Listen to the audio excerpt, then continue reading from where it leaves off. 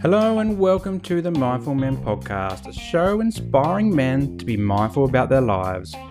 Each week, we'll dive into a range of topics that matter to men and hear from everyday people doing extraordinary things. So if you love the show, please give it a 5-star rating and share it with your mates. Now, before we get into this week's episode, please note that some of the content may trigger you. And if this happens, please reach out to your support networks. It's really important. If you can't get enough of Mindful Men, head over to our website. It's www.mindful-men.com.au. Find the show notes and the links to our socials there. But for now, sit back, relax, and let's get mindful.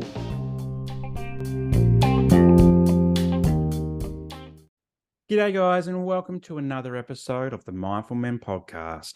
I'm your host, Simon Rinnie, and today I'm getting mindful about connection, and specifically about how compliments can turn our days around but improve the connections in our life as well. Now, this episode came about after I saw a social media post from Vin Jian on TikTok. And for anyone who hasn't seen Vin's work, I really do recommend it because he's amazing at showing us how we can improve our communication and improve the way we storytell and connect with other people. And I particularly love this post that Vin did around accepting compliments in our lives. This is not something that is really easy for Australians because we often deflect when we receive a compliment. We might push it away or deflect because it becomes awkward when someone's trying to give us some positive feedback. We might blush and get all a bit weird, and I think that's quite normal for a lot of us. But what Vin was saying is if we can accept it when somebody gives us a compliment, what we're doing is accepting a gift from them. Because what we often do is the opposite, is we receive the feedback or the compliment and we throw the gift away. And by accepting gifts into our life via compliments from other people, this improves the way that we connect with other people, but also improves the way we feel about ourselves and also the way that they feel about themselves too, giving the compliment. And I was reflecting on this post and it got me thinking of the International Mental Health Conference that I attended on the Gold Coast back in June, where I was sitting in one of the last keynote speeches of the event. It was a 3-day event, and Gus Worland from Gotcha for Life came onto the stage. And this was an amazing next 45 to 60 minutes of my life, because for anyone who doesn't know what Gus does is he's a media personality, but he also is a mental health fitness advocate, basically. And this all came about after the death of a friend of his to suicide, and got him thinking about the connections in his life and how he can improve those, but also advocate for greater awareness of suicide and mental health and try to change discourse from a mental health dialogue to a mental fitness one so that it's more inclusive, particularly for guys who struggle to engage with their mental health. And during Gus's speech, he was asking us to reflect on the important people in our lives and list them down on a piece of paper, list about 10 people that are really important to us. And next to that, be really honest and rate those connections from 0 to 10 out of 10. And we spent the next 5 minutes in silence. There's about 200 or 300 people in the audience, and writing down our lists and rating those people as well. And I remember looking down at my list, and the list, I'm going to be honest, wasn't great. In fact, I struggled with 10 really close connections to me. And then when I was rating them, I was probably in that 5 to 6 out of 10 space. And there's a couple of reasons for that. One, I probably am a harsh marker for myself. And the second being, I was going through a bit of a mental health trough at that particular time. In fact, burnout was very close, and I was feeling a little bit depressed as well. And so that's probably reflective of the ratings that I was giving. And from there, Gus was saying that with these ratings, if they're low, that just shows us that we need to connect more and connect more meaningfully as well. And so he asked us to grab our phones. You know, our phones are basically an extension of our body every single day. And he said, grab your phone. And what we're going to do is we're going to send 2 text messages. Easy as, right? And so 200 to 300 of us grab out our phones and open up our text messages. And he said, I want you to send the first one to someone who's on that list. And I want you to write, I love you, I miss you, see you soon, kiss, hug, and then send it. And so immediately I thought, yep, I can do that one. That one's easy. I'm going to send it to my wife. And then he waited a few minutes and he said, put your phone on loudspeaker so that everyone can hear all the pinging and pinging and pinging of messages as they come through. And then he went around the room, and for people that wanted to share what that response was, they read them out loud on the microphones. And I remember thinking, oh, I hope my wife sends something back really sweet, and nothing came through on my phone. I'm like, okay, maybe I need to improve this connection. But then the other side of my brain also noted that, while I was at the conference, she was hanging out with the kids on the Gold Coast. So they were pretty busy as well. So I kind of cut her some slack there too. And then he said, after that particular exercise, he said, I want you to send another message. And this time I want you to pick someone that you haven't spoken to for a little while. Maybe it's been a month or a couple months, but they're on your list and you feel like you're not showing up for them at the moment. And he wanted us to write this next text. And it started off like this: I love you because. And I thought, oh, gee, who am I going to send this text message to? And then a common face popped into my brain, and that's my best mate, Dave. And Dave was the best man at my wedding. And he's one of those guys that, we can go a long time without speaking to each other or sending a text or even being in the same state as each other. But then when we do get back together, it's like you just pick up where you left off. Like there was no time in between. And I really value this in Dave because it just makes things so much easier. We're not having to reconnect and recreate the relationship. It just flows every time we see each other. So I thought, yep, Dave would be the perfect example here. And in my gut, though, I was saying, I don't really ever say that I love him to him. And that was a little bit awkward. But I thought, no, I'm going to do this. And so I wrote what Gus asked us to write. And I wrote, I love you because. And then the rest of my sentence was, because you're an amazing bloke, dad, and mate. I thought, okay, yep, I can do that. And I click send. Meanwhile, the phones are still pinging from other people that are getting their text messages back from the first text message. And I'm looking down at my phone and my wife still hasn't responded to my, I love you, I miss you, see you soon. And I'm like, what's going on with the kids? And I started thinking that they're having a meltdowns and she's trying to deal with that all by herself. And then I got a quick text message back from Dave. And I'm like, whoa, that was quick. And before I had a chance to read it, Gus was walking around and he said, would anybody like to share what's coming through on that second text message? And I put my hand up and I thought, yeah, I'll give this a go. And I hadn't read what Dave did write back. And I read this out in front of 200 to 300 people. And so I'm going to read it to you now. He said, thank you, mate. Love you too for your loyalty, easygoingness, willingness to have a crack at anything in life. You're a bit of an idol of mine, unless you've just had too many Friday lunchtime beers, in which case get back to work. And I remember reading this text message and I'm like, okay, usually our text message is a lot of banter, and for him to come straight back and say that he loves me too.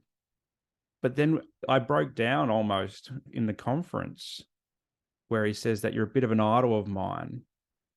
And I thought, wow, like that's something that's next level for our relationship. We don't really talk like that with each other. And for him to just come back straight off the bat and say this to me, I started to tear up in front of 200 to 300 people. And it just had all these positive emotions going through my body. And I just felt overwhelmed. I was like, yes, I do have people out there that love me.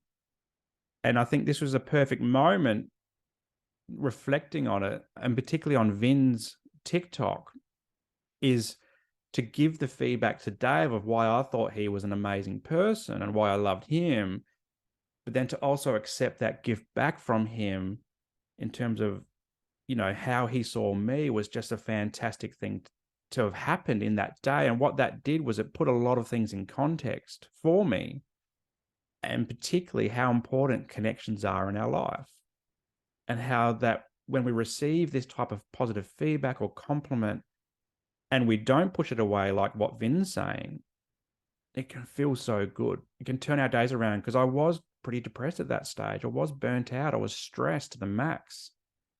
And this just put a lot more of things into perspective.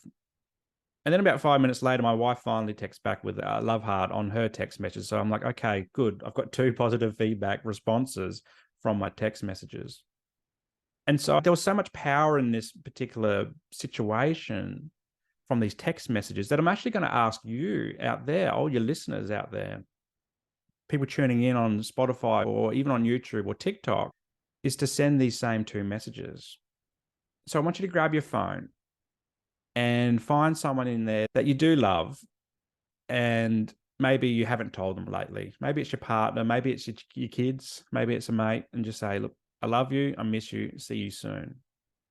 And the reason we're saying this, and I want you to follow through with it, if it's someone that you are going to see soon, and the reason this was so important, and Gus highlighted this as well, is that on the other end, we don't know how that other person's going. We don't know if they're really struggling. And Gus talks a lot about suicide awareness. And in Australia, we have 9 deaths by suicide every day. So by sending a simple text message such as, I love you, I miss you, see you soon, this could be the reason why one of these people decides to stick around for another day or longer. So I want you to do that. I'm going to pause for a moment, send that text message, and hopefully let's see what comes back. And as you're doing this, take note that if you're like my wife, you might not get an instant text message back, but that's okay. It will come. And the second text I want you to now write is the same one that I wrote to my mate. It's, I love you, and I love you because, and then fill in the blanks. Tell them why you do love them. Is it because they're an amazing bloke, or an amazing dad, or an amazing mate, or a great colleague, or a great player on your sports team, or a great band member, or because they just make you laugh or smile or feel wanted or feel good? It doesn't have to be rocket science. It just has to be simple, basic stuff. Now, I know some people out there might say, Simon, I don't have one of these people. And that's okay. We can turn that around as well. We can create connections both with ourselves and then other people. So if you don't have that person in your phone, or you're struggling to really find someone in that phone, is maybe just go to the bathroom mirror and tell yourself, I love you. I love you because. Maybe it's, I love you because you got out of bed that day, or you had a shower for the first time this week. Or maybe it's because you didn't drink last night, or maybe you didn't take drugs. Or maybe it's, I love you because today's the day when you're going to go to the GP for the first time and start a conversation around mental health. Maybe it's, I love you because despite all the darkness that has happened in the past, today you're seeing life with a brighter lens. Or maybe today's the first day you're going to go for a walk this week, or you've signed up for the gym. Or maybe you've got a new coffee machine and you're having that first cup of coffee from that machine. We don't need these hugely profound things or reasons to love ourselves. It can be very small. And it's important to love ourselves first so that we can love other people. And this, I've started to learn about myself as I've got older, particularly in terms of my mental health journey. The more I accept it as part of my life, and the more I know that I can get through dark days, the better I feel about it. And the more open I am about it, the better I feel about it. Because for so long, I lived with a mental health mask on. I lived this double life. On the outside, it looked all squeaky clean. On the inside, it was a terrible mess. But by taking off that mask, I'm showing myself that I can love myself with all my flaws and everything. And you can too. Now, before I leave today, I wanted to show some gratitude and appreciation and compliment all my supporters out there. Whether you're on Facebook or Instagram, LinkedIn, TikTok, YouTube, all the podcast platforms, whether you're a client that comes and sees me, or maybe you're one of my NDIS support coordinators who sends me referrals, I want to thank you all for helping me grow Mindful Men. I really appreciate every single one of you, and I read every single comment, and I try to respond to them all. I respond to all my DMs. I'm constantly thinking about how I can improve the podcast and the social media posts so that you get the content that you want. So I'm going to ask you a favor. I'm going to ask you to help me out a little bit. I'd love for you all to, if you're on Spotify or on Apple Podcasts, is to give the show a 5-star rating. I know you're out there and I know you're listening, and I know there's more of you than there are other ratings. So please, the more ratings we get, the more ears and eyes and hearts we can get into, because the show climbs up the ladder. And after that, I want you to jump over to YouTube and subscribe to the YouTube channel. It's free. It doesn't cost you a cent. My goal there is to reach 1,000 subscribers. We're currently at about 300, which is just amazing. I never thought 300 people would subscribe to my YouTube channel. And I've been doing the YouTube channel for probably the longest out of all my social media platforms. And it's been a slow thing, but we're slowly seeing the curve start to go up in terms of subscribers. So I'd love more people to subscribe so that they can hear this kind of cool content. And if you're around my social medias and you want to see specific type of content, please send me a DM. Happy to hear who you might want to see on the podcast as well, or what kind of content you want to see on the podcast too. And I want you to do this because I want the community to share what they need and want. And I want this to be community-led. Mindful Men is not just about me, it's about men across the globe, all working to live a more authentic and mindful life. And connection, where even if it's in person or through DMs or email, is really important. And by doing so, by connecting with me through the DMs and through likes and shares and ratings and subscribers, we're helping to grow the groundswell around Mindful Men so that it can be this amazing thing for men across the globe. It's easy to find. It's got great content and great connections with people everywhere. So if you can do that for me, that'd be amazing. I'd love it. But if you don't do it, that's okay too. I just want you to know out there that I do, really do, love that you're a part of this community. And I love what I do, and I'm going to keep doing it for you, for the next person that comes along, and the next person after that. So in closing, I want you to think about the connections in your life. Can you give a compliment to someone, or can you give a compliment to yourself today? And think about not deflecting that compliment away. If someone does give you one, accept it as a gift, like Finn says. Doing so, we can start to feel better about ourselves as an individual, but also as a community. Because as we spread the love, we spread joy, we spread happiness. We start to change the internal discourses that are going around so much at the moment that are all so negative. We just have to look at the news of the war, of finances, of housing crises, of accommodation issues, of jobs being lost, of COVID that's still rampant around the world, to get brought down and feel bogged down and feel down. But a simple thing as a compliment, accepting it and giving it, can improve connection and improve our well-being. So do it today, please. Well, thanks for joining me. My name's Simon Rennie, and until next time, stay mindful.